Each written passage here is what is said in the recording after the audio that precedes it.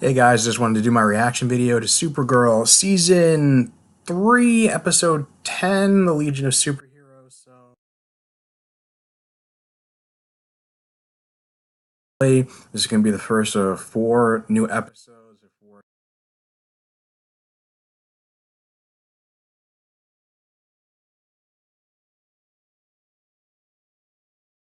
And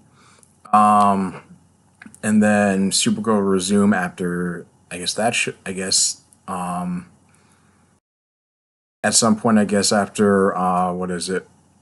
After Legends is done, and I guess it's, but anyway, this is the first of 4 new episodes. So last episode was the mid-season finale, which was Supergirl's face-off against Rain, who basically not only bested Supergirl in combat, but pretty much beat her to death, and to the point where she ended up in a coma.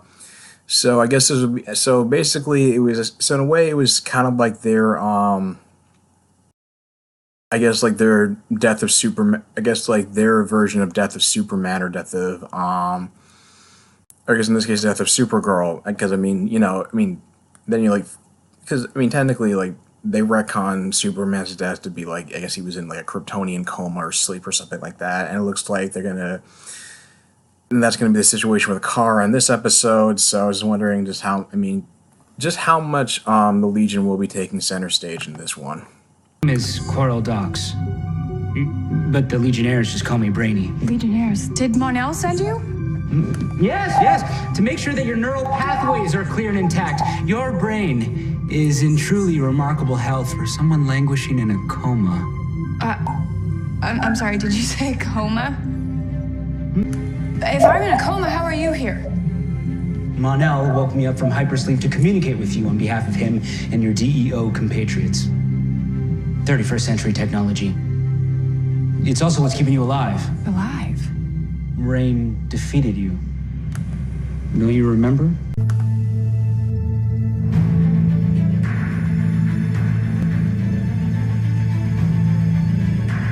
Wait, they said it was 2 days since the fight.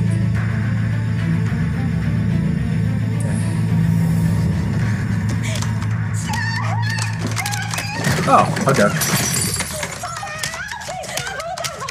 Alright. You thought I was gonna break something. I think it should be fun anyway.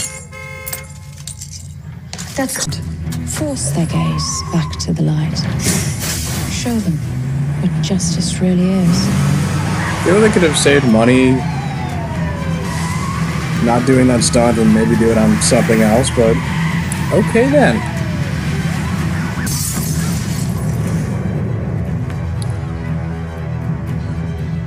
Why have you come here? To deliver a message, condemned by his own actions. You've allowed sin to take root and fester like a weed. And worst of all, you have looked away. Apathy is the greatest sin of all. From now on, it will be punished in kind. There will be no more mercy. There will only be justice. She's kind of like... I'm here to help. She reminded me a lot of Injustice, the Superman from the Injustice Gotham Knights franchise. Is playing judge and jury. If that's all you got? We really don't know much at all. In the year 2455, Earth experienced a third-degree extinction phenomenon. Humanity came together, but Earth suffered catastrophic destruction. It wasn't just loss of life, it was its history, culture, art, music. It was everything interesting. Monel taught us everything we know, from Aristotle, Shakespeare, Bon Jovi. She's already won. No, Supergirl's still alive. She was supposed to rise, find her faith, and deliver it. But Supergirl refused her faith, and she failed the test. Supergirl will defeat her. You just have to help us stop her. Supergirl lost so that Rain can prepare us for what comes next. Never underestimate Supergirl. Calling it torture wasn't one of them. are you doing? Checking for brain damage. In simulacra like the one we're in now, brain damage could present itself in any number of ways. Mildew, mold, rats indicate neurological issues. It's just to prepare you for reality re-entry. Reality re-entry? If you're not properly prepared, when we wake you up, you could go into shock. Some people die immediately. Yeah. Wait, though, does that mean I'm ready to wake up? Did I bury the lead with your brain? We've ruled that out. Well, you're the 12th level intellect. Why don't you figure it out? Well, that rules out the physical. So, barring another explanation, I would have to say the only thing keeping you here is you. Well, that doesn't make any sense, because I'm the one that wants to get out of here. Why won't this thing open? It opened for me earlier. To let me in. Getting out, fear is a logical response to that stimulus.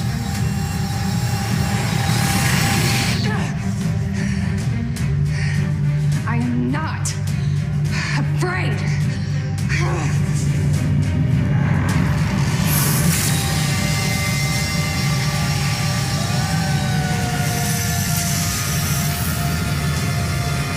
It's like when she fought Red Tornado.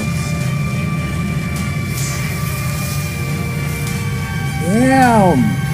And our friend Isla, she's from there, so she goes to check it out. Wynneth was a paradise, but Isla made planet fall and found it. Decimated. It was completely dried out. The creatures that did this, we call them the Blade. They consume everything in their path. And Brainy found a way to stop them, but they were on us before we could use it. So we hid the information in the safest place we could. Our DNA, where it can't be lost, it can't be stolen. It's written in our genes. So if we die... I fail to see the relevance. Well, it seems that he might have put Kara into like a little bit of hot water with Lena Luthor. And since we have an hour... Oh, no, not again.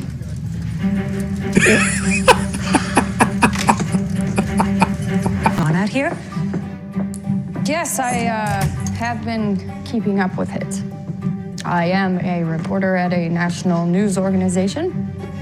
Yeah, I know, you work for me. That fever is really going to your head. You have no idea how much I am not feeling like myself.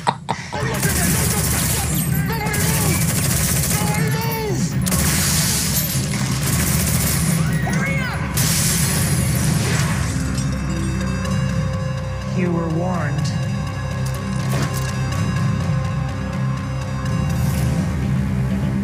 That's good. That's good.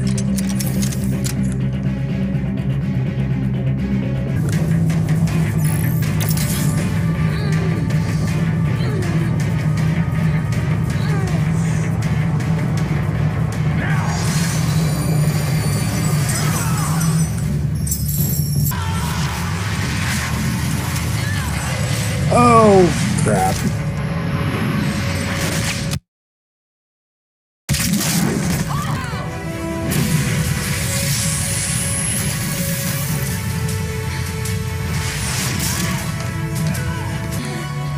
Now I cleanse you of your sin.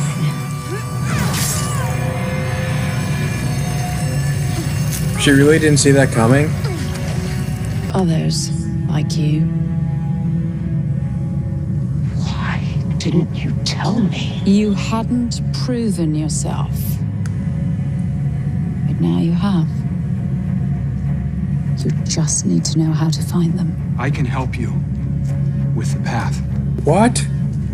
El Mayara. Stronger together. Wow, so that was good. That's, you know, that's not a bad... First of all, I'm going to say this. In spite of the makeup and the fact that he still has Doc Brown hair and still looks like Doc Brown during the Blue Man Group, the actor Jesse Rath, he did actually a fantastic job of being kind of... I think he just really pulled it off. I really liked his performance as... Brainiac 5, I like the character and all the nuances he brought to it and all the quirks he has, being socially awkward, and I guess he's like, I don't know. He kind of reminds. It's almost like if almost like Sheldon Cooper from Big Bang Theory was actually attempting to actually cared about trying to improve his social skills. I guess is like the best way I could describe him. Um, and not trying to, and didn't want to be he was trying not to be condescending all the time. It was so, I feel like it was kind of, that's what makes him stand out among like, just like other characters I've seen on TV, of other socially awkward characters I've been seeing on TV and that's been popping up lately. Yeah, he did a really great job. I was impressed with him. I think he's a great addition to the cast. I didn't know they said something about him being of. I guess like there were rumors that he was supposed to be like the new love interest for Kara. I know there are like some people who, I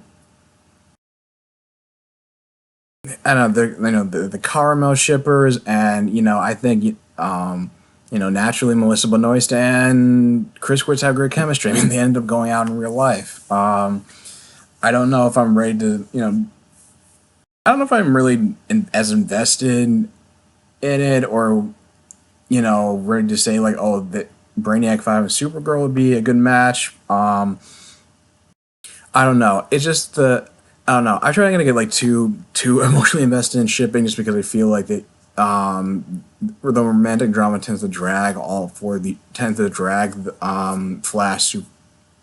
Flash and Arrow and Supergirl down a little bit. They can be a drag, so. But maybe. I mean, I guess if that's the direction they're going, that's the direction they're going. I mean, I guess it'll be. I mean, I guess we'll have to wait to see how it plays out. I mean, like I said, he is a great addition to the cast, a really great character. I don't know much about Legion of Superheroes and Brainiac 5, but if this, I don't know, I just looked up I was looking on, Twitter, and, some people said that he was somebody mentioned that they did a really faithful adaptation to the comic book version. So, and he did actually not, he did kind of remind me a little bit of, the Brainiac 5 I saw from Justice League Unlimited, and how he acted around Supergirl on that show. So I can actually see the parallels, and you know what? Maybe they could have a thing happen. I mean, especially since he was especially that whole moment about how he got very verbose and openly admitted to how he made himself look taller to be more nurturing while he was Supergirl was trapped in that coma, and I guess I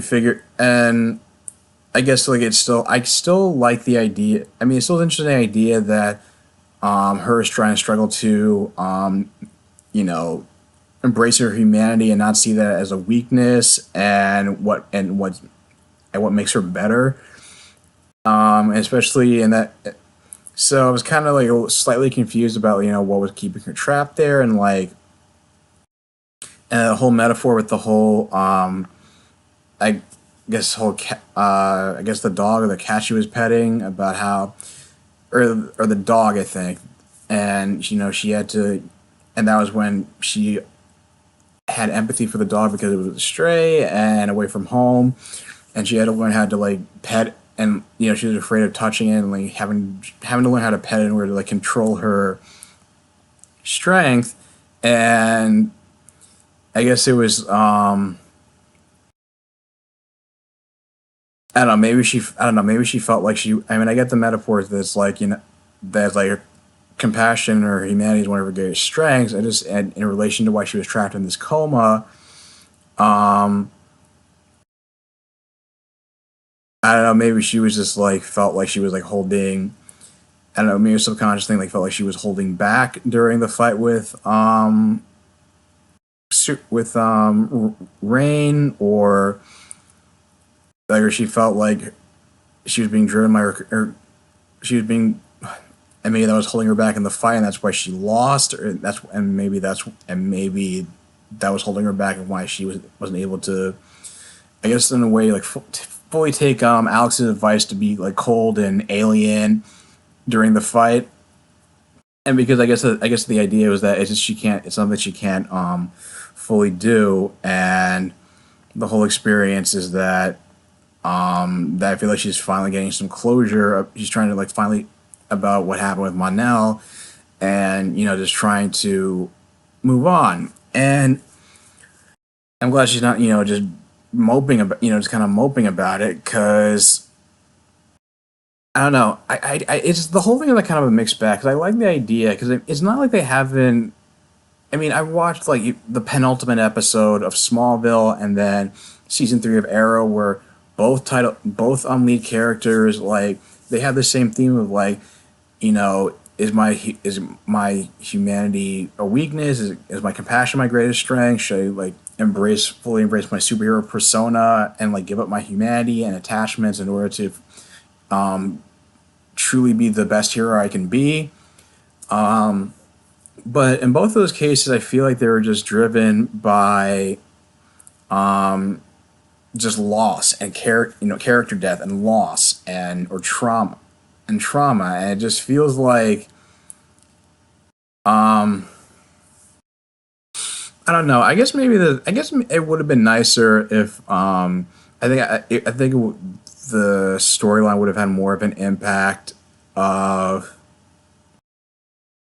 if I guess it was more of like a character death, instead of just the fact that it's like, oh, she had to send her boyfriend off in a spaceship, and then he came back with a new wife, and now like there's this weird love triangle, and so it makes it seem like too soap opera esque. And I mean, granted, Melissa Benoist pointed out that between losing her home planet and then losing Monel, that she has like abandonment. She kind of just has like abandonment issues, and that's, I guess you can, if you look at that for that perspective, then I guess it would make, I guess it does make more sense. It doesn't seem, and I guess it gives some more weight to it. If you don't, but I guess I guess like the show, but I guess my problem is that the show focuses so much on, Monel just being like the trigger to why she wants to like close herself off to humanity, when it's just like it focuses so much on it, instead of trying to say that it was the straw that broke the camel's back, that it was just like compounded. I feel like the show is not illustrating that fully. That will make up for the fact that it didn't have to be like a specific character. No, it didn't. It should have. You don't have to look back on it and just say, oh, they should have killed off a character last season just for her whole arc in season 3 to have any kind of impact. Because they weren't going to kill off Monel. Let's just get that clear. Like, I know people don't like him. He's a divisive character. But they're not. So not going. Killing off a divisive character is not going to have the same emotional impact as killing off somebody who is more universally loved, like say H.R. Wells or Martin Stein. And it was not going. And also and I figured I'm assuming, or I would like to assume, that the Supergirl writers like learning from the mistakes of the Arrow writers from when they killed off Laurel Lance, and even though she had gained a fan base, I mean, she still had her detractors. There were still enough of people who were still like angry about the whole being her killed off and the backlash from that. So it's like, let's not. So I guess the Supergirl writers are just like, let's not go through that trauma again. I'm sure they were like aware of like how divisive Monel was, and I know Chris Woods is aware how divisive Monel was. So he's definitely just sticking around for a while, especially since it seems like he's going to be like a regular a cast member again, pretty much. I still thought it would. I mean, of course, it was like hilarious, like having Martian Manhunter impersonating Kara just to cover for her absence over at Catco, and Melissa Benoist like did a great job of nailing all of David Harewood's mannerisms as Martian Manhunter during that whole conversation. And I actually just like I did like the arc. I mean, I know I said I shouldn't get too invested in I don't want to get too invested in shipping, but I did kind of like the whole arc between James and Lena and how she admitted that she was projecting, and how she wanted to tell Kara about how they were about their relationship they were starting, how things were getting more serious between them, and she was making it look like, oh, she was projecting and making it look like, oh, James hasn't gotten over Kara, when it was she realized that, oh, she was being like, I guess she wasn't. I guess she was afraid of like getting close to people because of the fact she's not used to people, liking, just liking her in spite of her name, or like they kind of just like reflexively hate her because of her name, like she says. And it's kind of sweet when he says like it says I love you, Luther, and she kind of got giddy, and they kissed. That was sweet. I thought that was really sweet, and I like the whole fight scene. The whole fight sequences with the DEO ambushing Rain, even though they weren't able to fully subdue her, even with the piece of kryptonite they got from that device that what's his face Shadowlow's character was supposed to use at that stadium. If you, I think it was like episode 5, and but I guess because she was kind of like she's a world killer, and she had like a mix of like, she was kind of like, I guess, like Doomsday, when she was like a genetic experiment where, I mean, I guess she has Kryptonian DNA, but also DNA of like other like, I guess like Kryptonian like maybe beasts and stuff like that. Which is why I guess she's more resilient. She's not as weakened by kryptonite as say Kara. I mean, at least that's the headcanon I'm coming up with, just to make up for the fact that it's more just like a plot driven. It's just for the sake of the plot. And I did like the whole fight sequence they had in the in the